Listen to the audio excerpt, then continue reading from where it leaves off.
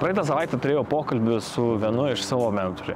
Ir jis manęs klausė, kaip tau sekasi su tavo mokymų klientais. Man besidalinant, jis taiga manęs klausė, o kiek patenkinti tavo klientai mokymų kainą? Ir aš sakau, žinai, be abejonės turiu tokių įžvalgų, kur tikrai gera kaina. Ir jisai tada, tai pakelk, dvigubai padaryk.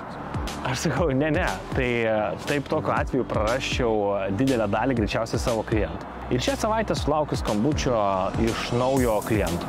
Įmonė, susidomėjusi manimi, nori, kad peržiūrėčiau jų pardavimų sistemas viduje. Ir mes kalbam, aiškinamės ir jis manęs klausia galiausiai apie kainą.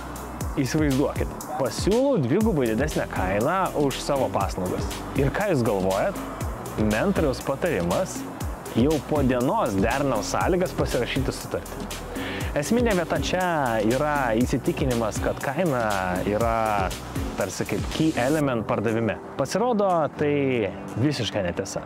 Pridėtinė vertė ir tai, ką klientas gauna mainais, yra vienos svarbiausių dedamųjų pardavimo procese.